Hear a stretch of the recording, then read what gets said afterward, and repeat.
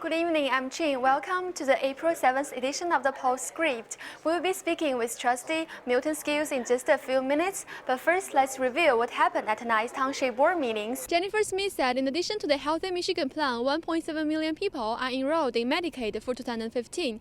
The Meridian Township Parks and Recreation Department will administer a number of youth sports events such as basketball, baseball, softball, and football for Williamston children. If you're interested in MSU Science Festival, you can find a booklet here in room 93 on the garden floor of Kellogg Hotel and Conference Center. Novels based off of movies such as Broken, Steel Alleys, and kids' books like Divergent are among the most popular. During the 2014 and 2015 season, 159 deer have been harvested and deer car collisions have dropped to 137.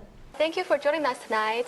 If you have any questions or comments on Home TV's programming, please contact us at 517-349-1232 or visit us online at hometv.net. I'm Qing Zhang, and on behalf of everyone at Home TV, thanks for watching and have a great night. The Michigan Women's Historical Center in Hall of Fame looks quiet and a bit isolated from the outside, but it is another thing inside.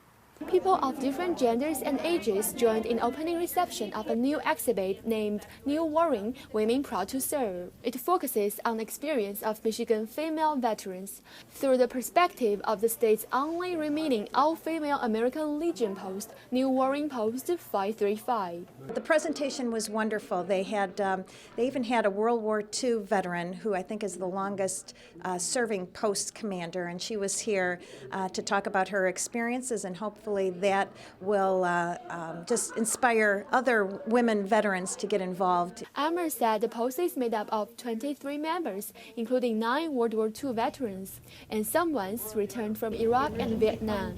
She said besides memorizing women's service in the military, an all-female post has its particular significance. Women, if they want to join our post, they feel more comfortable about talking to us about maybe their experiences. We can talk more openly if anybody had any problems with sexual harassment or anything like that. The exhibit shows what those female veterans went through and how they handle things during their service. I have seen the exhibit. It's very, very nice, and it really highlights a lot of women from this area that have served. Michigan State Police Director said the safety of our students and educators is of paramount importance. It just issued a list of recipients of $4 million school safety grant. In Meridian Township, Hazlitt Public Schools got nearly $60,000 from the grant, while Okemos got more than $20,000. The financial director of Hazlitt Public Schools, Steve Cook, said they had submitted a specific plan to the competitive state grant program. We identified about 27 doors throughout our district that needed replacement. So that's what we're going to be spending most of the money on, about $47,000 of the $57,000. Okemos public schools have different plans to use the grant. We ended up with the ability to increase the number of lock systems that we have in our building for security.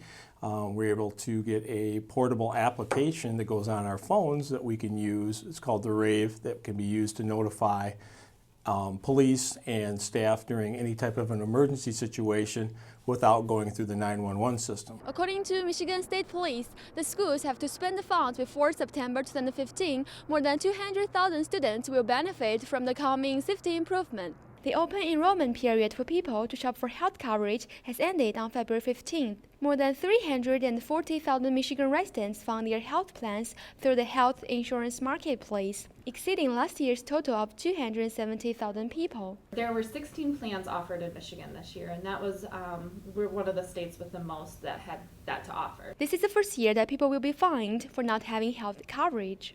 The fine for not having coverage in 2014 is either 1% of your yearly household income or $95 per person, depending on which is higher. So if they can prove that they were not aware that they were going to be penalized for not having insurance, then they can get back into the marketplace and try and get coverage during that time period. Jennifer Smith said in addition to the Healthy Michigan Plan, 1.7 million people are enrolled in Medicaid for 2015. In Lansing, Qing Zhang, Home TV. Professor Jim Geiger works at MSU Chemistry Department. Geiger will give a chemical demonstration during the Science Festival. He has a secret to attracting all age groups to his presentation. I like to focus on reactions that are fun to watch. The festival co-founder and coordinator Renee Leone says there are lots of MSU professors like Geiger who donate their time and effort to celebrate science. All of our presenters are volunteers. They're volunteering their time. So all the faculty members we have, faculty members, department chairs, research students, community members, they're all donating their time and skills to sharing their work. This year, the organizer also invites some well-known community presenters as keynote speakers. If you're interested in MSU Science Festival, you can find a booklet here in room 93 on the garden floor of Kellogg Hotel and Conference Center. All events are free and open to the public. In East Lansing, Qing, Home TV. 8 years ago, Sydney Ahrens joined Camp Kasam when her mother was going through cancer. I really wanted a place where I could get away from the cancer, and that Camp Kesem really gave me that escape, along with my 2 younger brothers. And so all 3 of us have been going to camp, and we've gotten so much out of it. We've gotten a family, we've gotten friends, and we've really got the affection and love that we really needed during that hard time.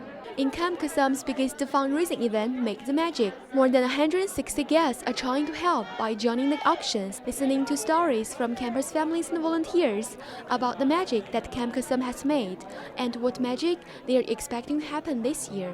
At Camp Kesem at Michigan State, we started in 2005 with 30 campers, and since then we've grown to 90 campers in the summer of 2014 and 120 campers this coming summer. As a national organization, Camp Kasam has operated in over 64 universities. They will send 5,000 children to camps this summer, but Director Collar said that is not enough. There are 3 million children in the United States that have a parent affected by cancer. So even though we're growing rapidly, there's still so much more that we can do. This year, Sydney Ahrens will join the camp again, but not as a camper, but as a counselor to help other children like her. Camp Kesem is just a great organization. It's helped me, and I know it's helped many others, and events like this really make the magic happen. In Meridian Township, Qing, Home TV.